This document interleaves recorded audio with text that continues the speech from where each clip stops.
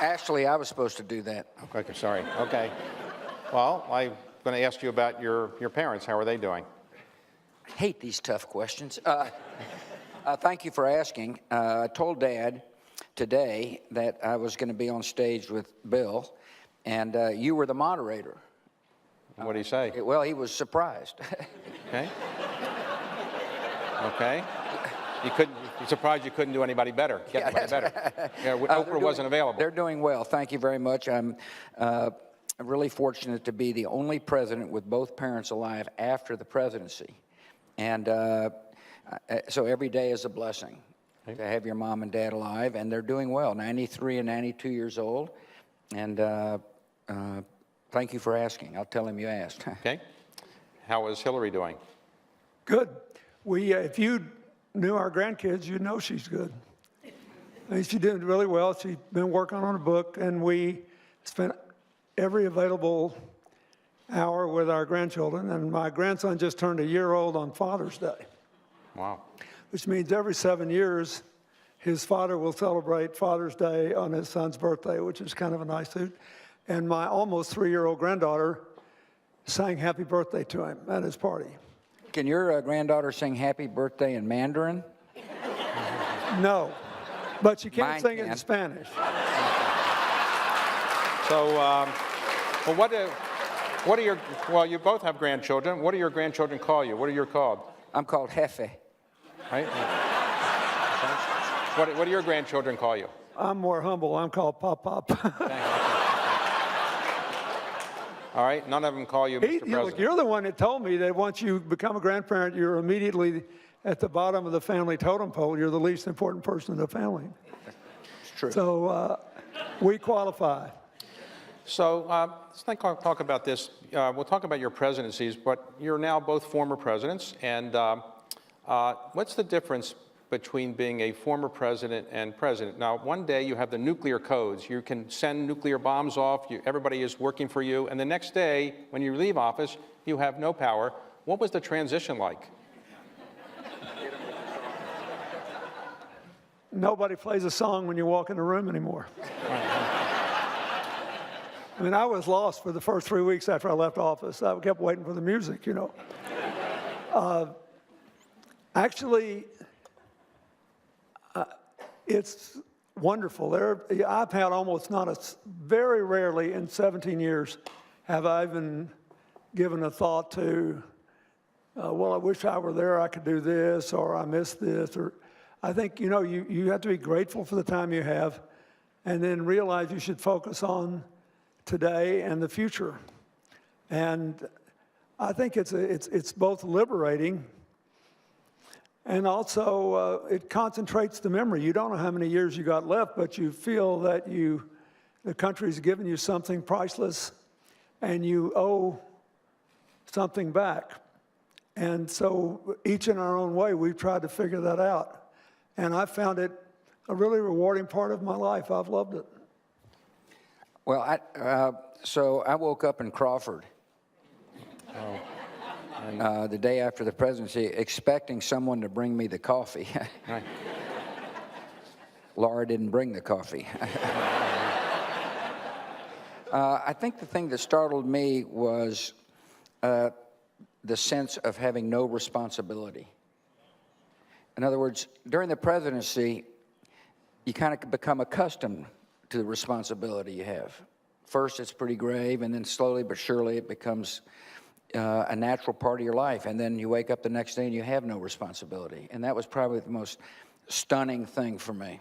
But when you're both president, when you try to do something, you have somebody on the opposite political party, typically, who says it's a terrible idea. And so it's hard to get things done in Washington, maybe harder than it's ever been now, but hard when you were there as well. When you're a former president, do you find it's easier to get things done?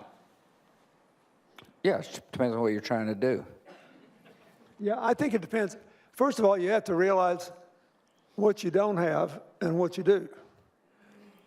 It's really true that I loved the job and I loved all the responsibility. But it's amazing how much of every day is taken up by things you have to do as president and by the incoming fire. And, you know, when he was, for example, running, I watched all of his debates with Al Gore very carefully, and nobody said, what are you guys going to do if Al-Qaeda blows up the World Trade Center? Right. And you see this in a lot of different ways. And if you don't deal with the incoming fire, it will undermine your ability to do anything else. If all you deal with is the incoming fire, you can't keep the promises you made when you were running. So it's a lot of trouble. Now, when you get out, you change all that power, but that clutter for whatever influence you have and whatever your experience and contacts will permit you to do, and you have to decide what to do. And everybody makes different decisions. President Carter, I think we should all be thinking about it. He collapsed today, but he's fine. He was building habitat houses in Canada. It's what he decided he wanted to do. And by doing it, he helped Habitat to grow into one of the biggest home building operations in the world. So we all have to make these decisions. Well, former presidents. I don't think it's that easy, frankly, to get things done necessarily. I mean, for example, one of the great accomplishments of my post-presidency was the building of this building and the installation of programs that we think make a difference. But it was hard work to get there. In other words, there's not an appropriations bill. Well, not easy. But today, when former presidents get together, which happens in funerals, unfortunately, and also sometimes when libraries open, it's not common that you get together. What is it like in the back room? What do you actually say to each other when your former presidents are getting together? Do you actually tell secrets that you never tell anybody else? Or? Yeah, generally we say, when's this program going to start and when's it going to end?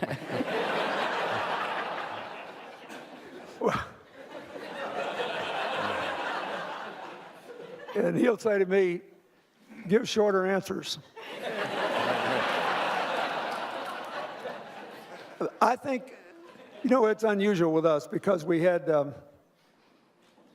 because when I left office, I told him, I said, if I can ever help you, and I will do it. If I can't in good conscience, I won't, but I'll never embarrass you in public. And Hillary was a senator. So I said, I may have to make some comment that disagrees with some policy or not, but I will always do it respectfully. And I want you to succeed. And I tried to be as good as my word. And then he gave me one of the great gifts of my life, the chance to work with his father after the tsunami in South Asia and then after Katrina. And we had a heck of a time doing it. We did a lot of good, and that brought us, all three of us, closer, I think. We'll talk about that for a moment. You ran against President Bush 41. It was a bitter campaign. He was defeated for re-election. How did you manage later to develop a close relationship? Wasn't that very difficult or awkward at times because you had run against each other? He had called you names, you had called him names. How did you come together? I think it helped that we had some contact before. I represented the Democratic governors when he decided to embrace these national education goals, and he asked the governors to help write them. And we started working together.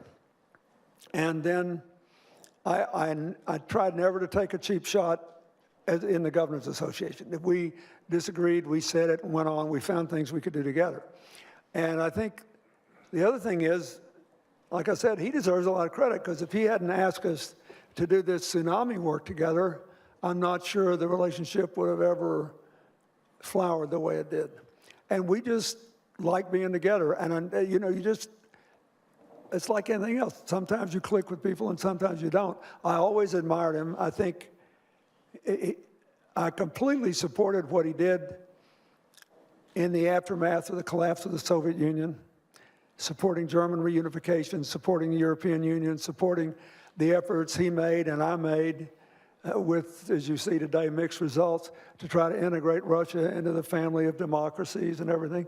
And so we just started working together on this tsunami thing. It's easy to forget now because it was a long time ago, but I mean, they lost 300,000 people in a matter of minutes in several countries. And then President Bush said, America's got to do our part. Most people couldn't find a lot of those little countries on the map, but they were part of the global community that he was willing to take our fair share of responsibility for. But that was your relationship with President Bush 41, but how did you become close? Because you... Well, I got a different take on what I think is one of the most All right. one of the most unique relationships and an important relationship in U.S. political history. I think it starts with Bill Clinton being a person who refused to lord his victory over Dad. In other words, he was humble in victory, which is very important in dealing with other people. And I think Dad was willing to rise above the political contest. In other words, it starts with the individual's character. And both men, in my judgment, displayed strong character. And therefore, the friendship was able to be formed. Now, why do I have a friendship with him? Well, because he's called a brother with a different mother. He hangs out in our... Because when you campaign... He hangs out in Maine more than I do. Well, when you campaigned, you were campaigning against some of the things that the Clinton administration had done, I assume, when you were running in 2000. Yeah, probably. Oh, wait. I don't know that. Go ahead. Well, we're both baby boomers, and we're both Southern governors. We had a lot in common.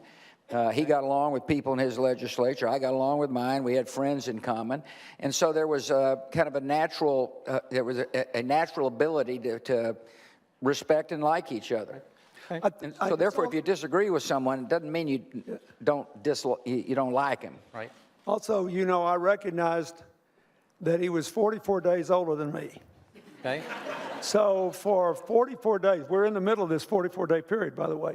So I called him on his birthday, and I said, I'm calling you on bended knee because this begins my 44 days of respect for my elders. When I was president, I would call Bill, and, you know, he was very helpful. And it wasn't, you know, it was, he knew a lot about a variety of issues, particularly international affairs that I was interested in. I knew I could count on him for good advice, and he was gracious in receiving my calls. President Clinton, you've done something that was very unique. And all of us who have gone to school recognize that sometimes there's somebody who's the student body president, is the class president, and everybody thinks this person could be president of the United States, but none of them actually have made it except you. You were the only person, really in the 20th century, who was a student leader from the beginning and actually made it to president of the United States. So what was the factor that drove you to keep, you know, being such a leader from a high school to college to graduate school? Because most people burn out and they say, I don't want to still be a leader, and you managed to pull this off. What were you think the qualities were that instilled by your mother, or what? Well, I also lost 2 elections along the way, which kind of keeps you humble. First of all, I think all that stuff's kind of way overrated. I think I got elected because I was basically, we were the last generation that was born without a television. I was 10 years old before we got a television. I grew up in a conversational culture where people actually talked and listened to each other. And I don't know how these people make it today. I mean, you got the average president talks 8 seconds on television, Snapchat's 10 seconds, Twitter's 140 characters.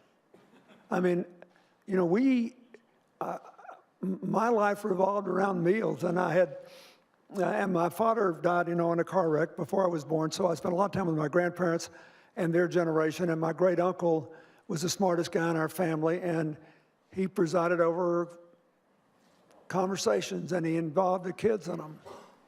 And he taught me that everybody's got a story, and most people can't tell it, and that's sad. And that people are inherently interesting if they can get out of their own ways. So I was taught to listen and to look. And I really think that's what it is. I just cared about, I always thought I'd have a better life if I could have somebody else have a better life too. And I liked it. I got lucky. I don't care what anybody says. All these people that tell you they were born in a log cabin they built themselves are full of bull. So now, I often think that I was partially responsible for your being elected president because I worked in the White House for President Carter, and you may remember towards the end of your first term as governor, we put a lot of Mariel boat people in Arkansas, which made it impossible for you to get reelected. And I thought that by not being reelected, you were driven so much harder to work to the presidency later on. So yeah, I really appreciate it. I don't think I ever adequately thanked you for doing that. Okay. So at the time, you weren't that happy about it, but Now, President Bush, I think I'm responsible for your being elected this way. I worked in the Carter White House. I got inflation to 19%. That enabled President Reagan to get elected and your father to be vice president, and ultimately probably helped maybe you become president. You ever thought about that? I think Clinton had a bigger role to play in it than you did, because I don't think I ever would have run for governor had he not defeated Dad in 1992. Really? Yeah. It had been very difficult for me to have beaten Ann Richards in 1994, because I'd have spent my time defending George H.W. Bush, who had been in the last 2 years of his presidency. Oh, And by losing, it enabled Brother Jeb and me to be able to kind of run on our own for governor in our respective states. both of you ran for Congress the first time you ran, and you both lost. So you have that in common. But after you lost the first time, you were trying to beat an incumbent congressman, and you lost.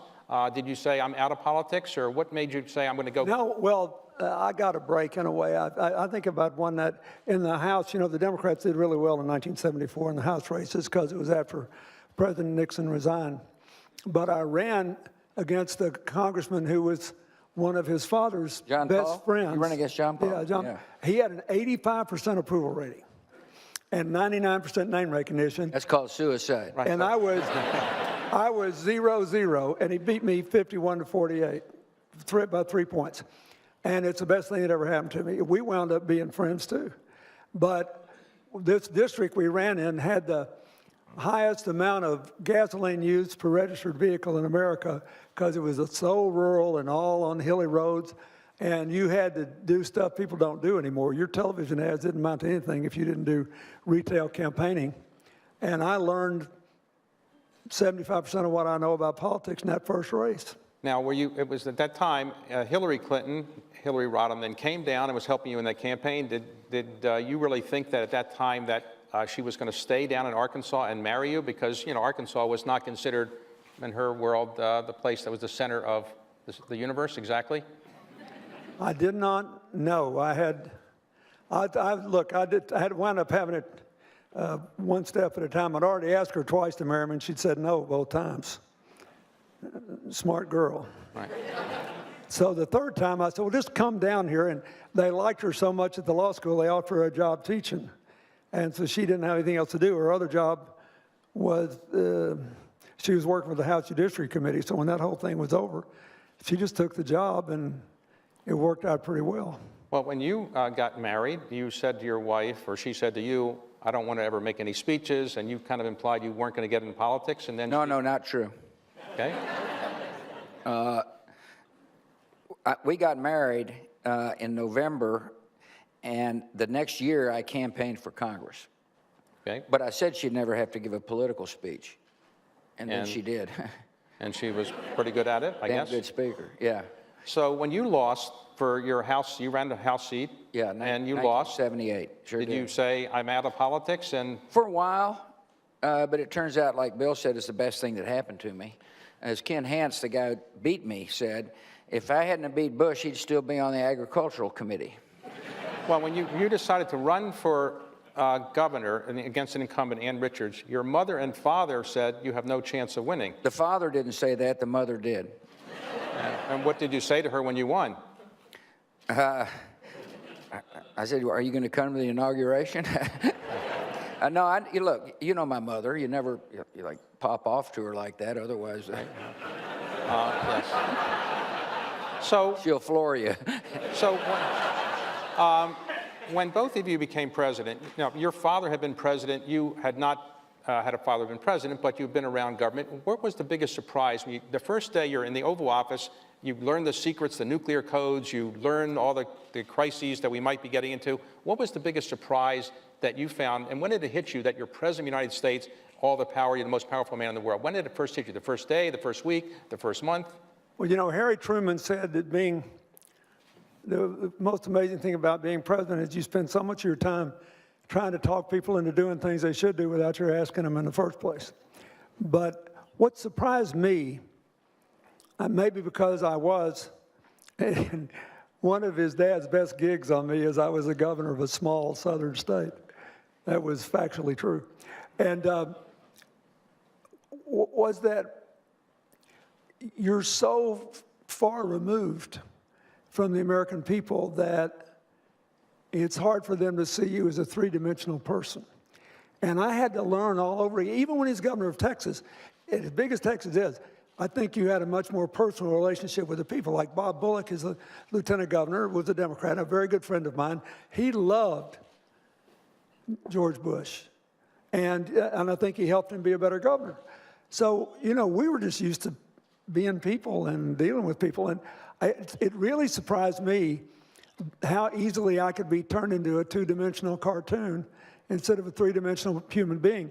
And you have to discipline yourself about what to talk about, how to talk about it.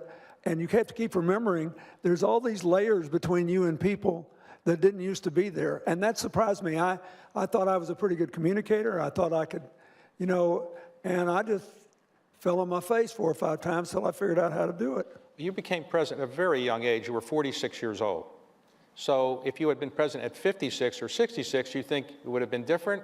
Or you would have less energy at age, or with more experience? How would you? I think I would have been better in some ways if I'd been older. But I think I would have been not as good in some ways, because sometimes you get a bunch done because you're too dumb to know you can't do it.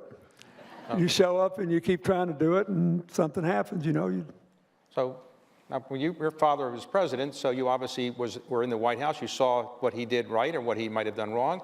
Did you take any lessons from that, or were you trying to separate yourself from your father? No, I learned a lot from watching him. And I wasn't interested in separation from him, and he wasn't interested either. We've got a great father-son relationship. And yeah, I learned a lot from watching him. And my most startling moment came right after the inaugural parade. I decided I was going to go in the Oval Office to see what it felt like.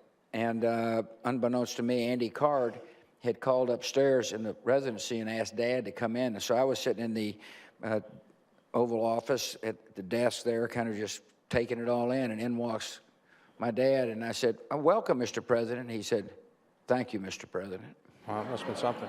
What was it like when your mother walked in the Oval Office the first time and you're the President of the United States? She started laughing out loud. I mean, it was so ridiculous, you know, I mean, the idea of it, that it could have ever happened. And, but on the other hand, when I started running, she was the only person that thought I had a good chance to win. Nobody else did. Hillary and Chelsea were undecided at the beginning. Right. But it made me feel good because, you know, my mother had a pretty tough life. She was widowed 3 times, and she had a pretty tough life. And she got up at 5 o'clock every morning and got herself ready and was at work by 7 and then did everything she could to take care of me. And so I was proud to be able to show it to her. And she was ill then, but she lived another year, just a little more than another year about the time, and, or excuse me, a little less than another year. She died the next January the 6th. So what's it like to live in the White House? You want to know what my mother said? Well, I guess so. Yeah. Can imagine. Get your feet off the Jeffersonian table. But your mother was proud, of course. I mean, think about this. Yeah, she was. There's only one woman who ever had a son become president of the United States whose father had also been president of the United States, Abigail Adams, but I don't think she was alive when John Quincy Adams became president. So your mother was the only person who saw her husband be president and her son. Pretty unusual. Yeah, it is. So today, when you were living in the White House, some people call it a kind of a prison because you really can't get out very much, or do you really enjoy it? It's a great thing. You got all these servants there, and you go to Camp David when you want. Is it a pleasure to live there, or not so much? I think if you've lived an informal life, even though I spent, you know, almost a dozen years in the governor's mansion in Arkansas, it's very different. I mean, if you've lived, and, you know, if you've been, like I basically was self-supporting from the time I was 19, and it took some getting used to. But I developed a real respect and affection for the people that work there, and I developed an enormous amount of respect for the Secret Service and the risks they take. And I've adjusted myself accordingly And I love living in the White House. I remember very vividly the last time I got off of the helicopter, Marine One, and walked into the White House as president before I would soon be gone and he would be there. And I was consciously aware that I was going in there more optimistic than I was about America than the first time I walked in, more idealistic. I never got tired of it. And did you like living in the White House? Yeah, I did. It's great. It's really, they pamper you. And we knew a lot of the staff. They were the same people that worked there when Bill was there, and many of the same when Dad was there. So we had gotten to know him when, Laura and I got to know him when we went to visit. But it's great. It's really, really a historic place. It is comfortable. I loved every minute of living there. So what about Camp David? Most people have never been to Camp David. So tell us, what's it like at Camp David? Is it a great place to have a retreat and relax, or is it really overrated? No, I liked it. I mean, it's a great place, particularly if you, I loved it most at Thanksgiving, because I'd bring all our family in, and I liked it when Chelsea could bring her friends up there. And you have a little more, at least you're under the illusion that you have, while you're on the ground, more freedom of movement, more wandering around time. It's great just to get away. You like Yeah, I went there a lot, or we went there a lot, and probably used it more than any president. Maybe Ronald Reagan did more. But the reason we went a lot is, one, we could invite our friends. One of the great delights of the presidency was to invite friends we grew up with in Midland, for example, and show them the Oval Office or show them Camp David. But the other thing I liked about it a lot is that I love exercise, and the place is set up for a lot of hiking, running, mountain biking. There's a wonderful gym there, and I found it to be liberating. Now, mountain biking is a dangerous thing, and you've fallen a couple times, maybe? Yeah, it's true. But you haven't given it up, or you're... No, I still ride it. Okay, you don't worry about breaking things? No. Okay. And... Remember the wrist thing she was talking about? So your form of His exercise... dad was jumping out of planes Airplanes. at 85 or 90. Now, your exercise is, you play golf, but you obviously have lost weight since you left the presidency. You've gone on a vegan diet. Isn't that hard to do? And Less burgers. how did you do that? Not when you have quadruple heart bypass and you want to live to be a grandfather. I didn't give it a second thought. I said, I realized that I was highly prone to arterial blockage, and I thought I'd cut my chances. I literally wanted to see if I could live to be a grandfather. Unlike him, who comes from great genes, I am now the oldest person in my family for 3 generations, man or woman. Wow. And so I thought I said, I think I'd like to hang around. I'm kind of having a good time being alive, and it'll be over soon enough, and I think I'll just stretch it out as long as I can. So if you could run for president of the United States or former president of the United States, what would you recommend? What's a better job, to be president of the United States for 8 years? And you two there are only 13 people in our country's history who served 2 consecutive terms, and you're 2 of the 13. So if you could serve 2 consecutive terms, would you rather do that or be a former president for 30 or 40 years? What do you think is more enjoyable? Well, first of all, I think depends on how you keep score. But I think you got to live a long time as a former president to have the impact on as many people as you can as president. And I've tried to do as best I could on that, but if you gave me the choice, I'd serve as 2 terms. Yeah, me too. Yep. And the reason why is the decisions you make have got monumental effect on a lot of people. And it's exciting to be in that kind of environment. It insists that you use all your skills and your energy in order to affect policy in a positive way. The interesting thing about the presidency is it's often defined by the unexpected, and which makes the job doubly interesting. It's very interesting, though. A lot of our most successful former presidents served 1 term. John Quincy Adams, went back to Congress for 16 years and one of our most important anti-slavery advocates. William Howard Taft became Chief Justice. Herbert Hoover came out of retirement and wrote the Civil Service Act. Right. They did a lot of good things. And I feel that, George and I have been blessed because we were reasonably young, and Barack Obama's young. And so can be double lucky. You can serve 8 years as president and then do some other good things. So I assume you would recommend the job to people if they wanted to be president of the United States. John Kennedy was once asked at a press conference, what do you think about this job, and would you recommend the job? And he said, well, not to others right now, I guess, because I'd wait till I'm finished my tenure. But would you recommend the job to people, young people, young leaders, presidential scholars, if they want to be president of the United States? Would you say it's worth the aggravation factor and all the hard work to become president, or would you recommend they pursue something in a else? heartbeat. Same. You would? Yeah. Not, There's a good chance we're looking at a future president amongst the 60 graduates here. right? So you would recommend it. The highest calling of mankind, I've often thought, was private equity, but you would say that being president of the United States is better than private equity, right? I don't know. So We make $200,000 a year in pension. What do you make? money isn't everything, but yes. Look, if we could just say one serious thing, I mean, I think there are a lot of really big questions floating around right there. Carlos Slim, the Mexican multi-billionaire, is a really smart guy, gave a speech during the campaign, and the campaign being what it was, obviously nobody was interested in asking about it, but he said, I believe that this will be the first technological revolution that will kill more jobs than it creates. And therefore, I believe we will either have to have people with money pay even higher taxes to just subsidize people living who don't, or the richest countries are going to have to start planning first for a 4-day and ultimately for a 3-day work week because of automation, robotics, and artificial intelligence. Now, no one knows the answer to that.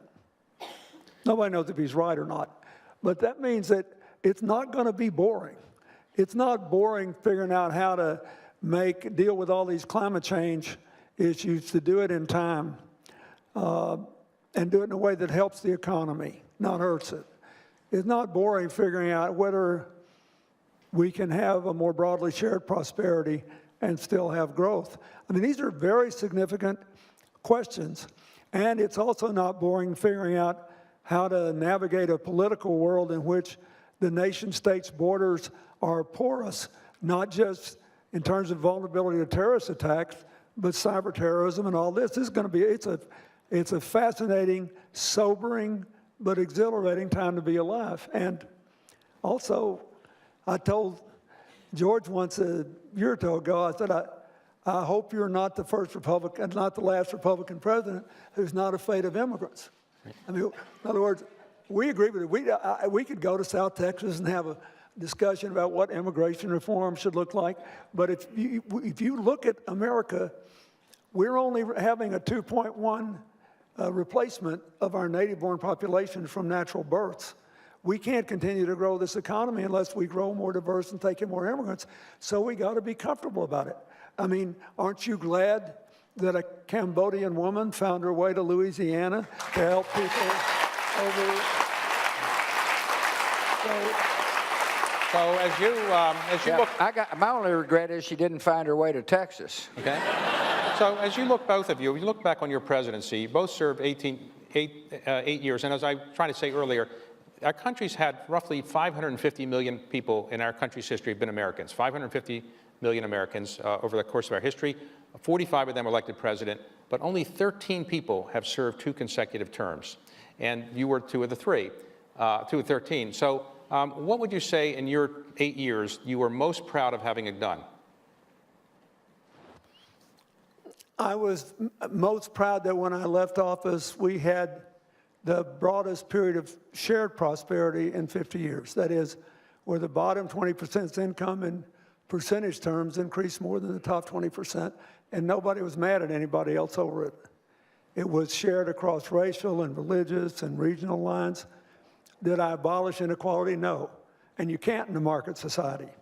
But at least we found a way to have more shared prosperity, and including 3 budget surpluses. But I wanted, because I think if everybody's got a decent job and something to look forward to in the morning, about 90% of the other problems go away. So whatever argument we might have, let's say about health care policy or any other social policy, it will all become less significant if people think they can start a business and keep a job and educate their kids. Then families are stable, communities are more stable, and all the other problems get smaller. What would you say in your 8 years? Well, my daughters loved me. Right? As Bill will tell you, it's a challenge to have teenage daughters when you're the president, and it's a challenge any time to have teenage daughters. And thanks to Laura's guidance and love, our little girls, our family unit strengthened, and I think that's a great accomplishment. Okay. Me too. You know what I think? This is what I think a lot of people don't believe about people like us. If you take it seriously, your most important job until your kids are out of the house is being a father or a mother someday. Wasn't it hard when you're president of the United States? Do you really have the time to be a parent as much as you might want? Is it kind of hard when you've got all these people coming at you, or is that? It was hard. Our girls, one was at Yale, one was at the University of Texas, and so they weren't handy, as we say. And yeah, it's hard. But thankfully, Laura spent a lot of time nurturing them and helping them out. The hardest thing, I knew what it's like to be a child of a president, and the criticism is harsh, regardless of who's president, and it stings if you're the child of somebody you love getting criticized. And so I was real worried about our girls reacting to the criticism that I got, and Laura was very good at comforting them, and I tried to do my best. What's it like when you have a daughter and she goes out on a date and the father is greeting the young man and you're president of the United States or you're governor or president of the United States? What is that? It's kind of intimidating for the young man, I assume. Well, at the time, I certainly hoped so. Right.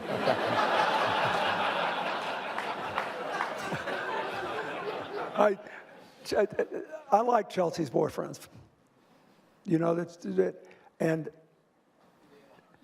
she never went out with more than one boy at a time, but the chapters got shorter and longer depending.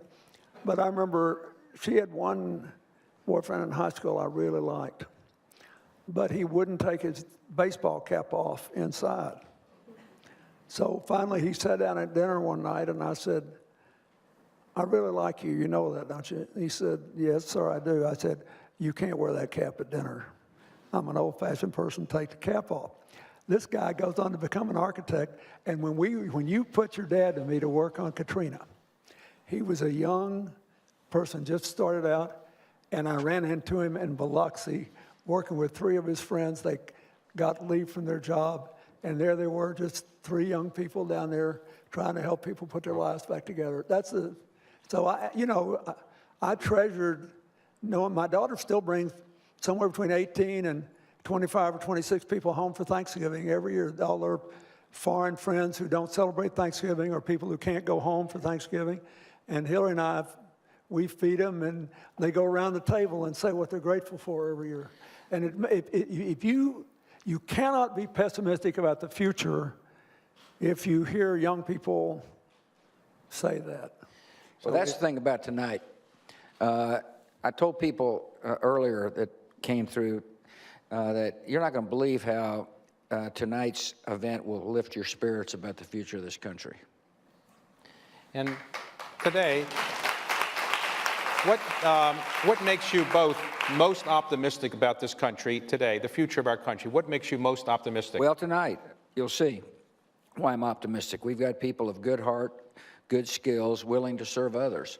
And one of the most unique things about our country are the armies of compassion that exist throughout the United States, that exist in spite of the government. These are people that say, I'm going to try to improve the community in which I live. And tonight we're going to meet leaders who do just that. And any nation with that kind of compassion is a nation that, in which the citizenry ought to be optimistic. Now, when you became former president, one of the things that you are now famous for doing is taking up painting. Correct. People were a little surprised because you weren't thought to be an artist before. So why did you take up painting? You didn't think I was sensitive, David? I mean, please. So how did you decide to pick up painting, and why does it give you so much pleasure? Well, one thing I hope people do is go down and look at the paintings in the exhibit after dinner tonight, or it's right behind here. The reason I do it because it heralds our vets. I painted because I was bored. I mean, this foundation and institute takes up time, but not enough. My exercise program wasn't taking enough. And so I read Winston Churchill's essay, Painting is a Pastime, and I basically said, if that guy can paint, I can paint. Okay, all right. President Clinton, since you left the presidency, you've changed your diet and other things. What have you spent the most time now that gives you the greatest pleasure now? Is it the Clinton Global Initiative or? Yeah, building my foundation and trying to fund it. You know, it's just it got so big so fast that it just took up all my time. And I'm trying to make it more entrepreneurial. That is, I'm trying to, once something gets really big and can fund itself, I'm trying to spin them all off now. But our health initiative now gives AIDS medicine to over half the poor people in the world who got it. Thanks in no small measure to him passing PEPFAR, even though we never took any American money, it meant we could help drive the price of all medicine down everywhere. And the Clinton Global Initiative, which we don't have anymore in its previous incarnation, but I'm working on some specific things. You know, we help 400 million people with that. But it takes a lot. It's a lot of trouble. You have to just keep at it all the time. And at first I thought, oh, I don't want to do this. But I did. You know, I'm a workaholic, and I didn't think I could be a gifted painter. But I admired him for doing that. And, you know, I think he would tell you the best thing can happen to you when you're in politics is to be consistently underestimated. I was pretty good at that. Yeah, and you made, well, wait, you made me, he made me a genius because I look like a genius because when the presidential race in 2000 started in 1999, I turned on TV one night at the White House and I saw him sitting on a bale of hay in a tent in Iowa. And as far as I know, it's the first time he made that compassionate conservative speech. Wow. And I got on the phone and I said, you guys better pay attention to this. He could beat you. There's a big tension against giving any party 3 terms in a row in the White House. And what he said to people who could go either way is compassionate conservative. I'll give you the same thing Clinton did, but I'll do it with a smaller government and a bigger tax cut. Wouldn't you like that? Right. And I said, and as we know, starting with me, we Democrats are not as good as bumper stickers. And it was brilliant. And I thought, they're going to underestimate this guy. I also saw him beat Ann Richards, who'd been a friend of mine for 20 years, and she had a 60% approval rating, and he won anyway because he understood that politics was about candidates, conditions, and culture, and not just what position you were taking on the issue. And he constructed a campaign that fit with where Texas was at that time. It didn't have anything to do, you didn't have to dislike Ann Richards to vote for George Bush. So he maximized the number of people he could get. So how did the two of you come together to create the presidential leadership program, presidential scholarship? Well, one of the real problems with these presidential centers is that they become irrelevant pretty quickly unless there's something that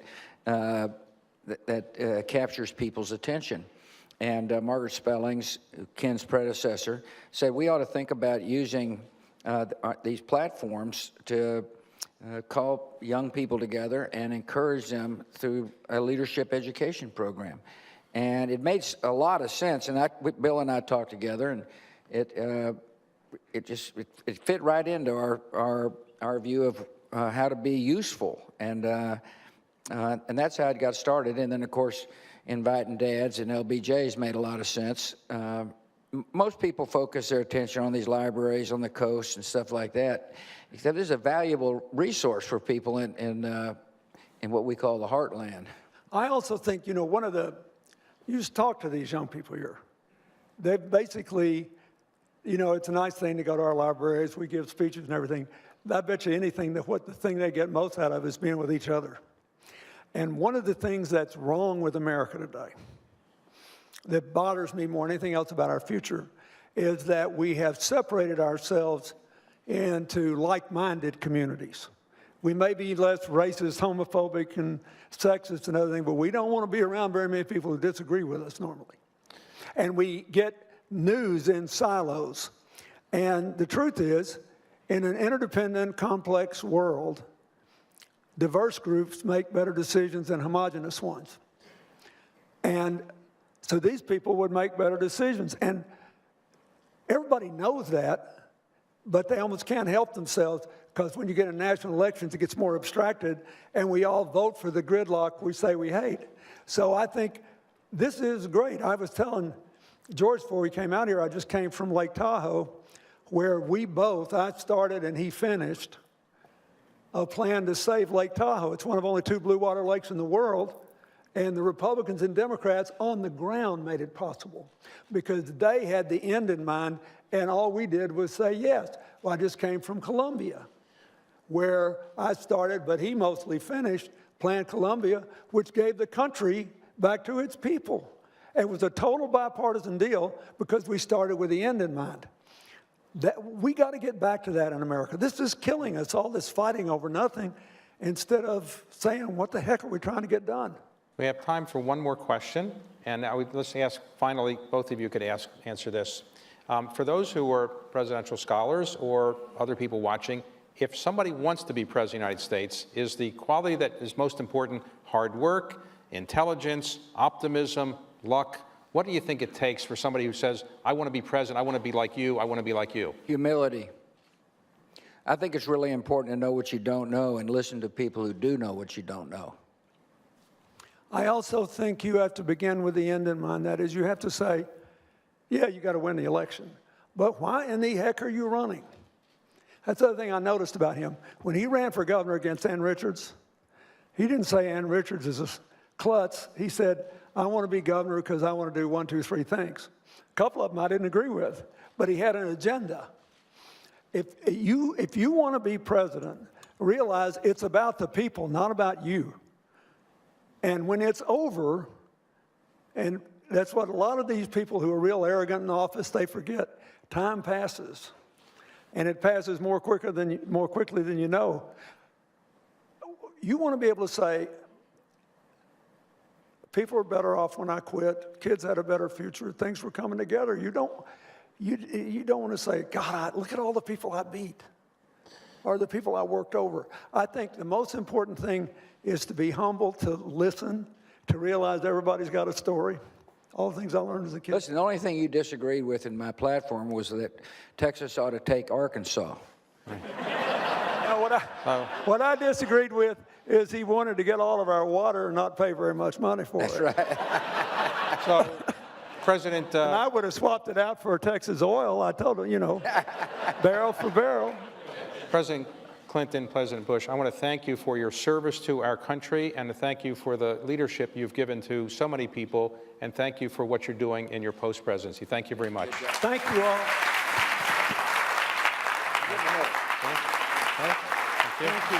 Thank you. Thank you.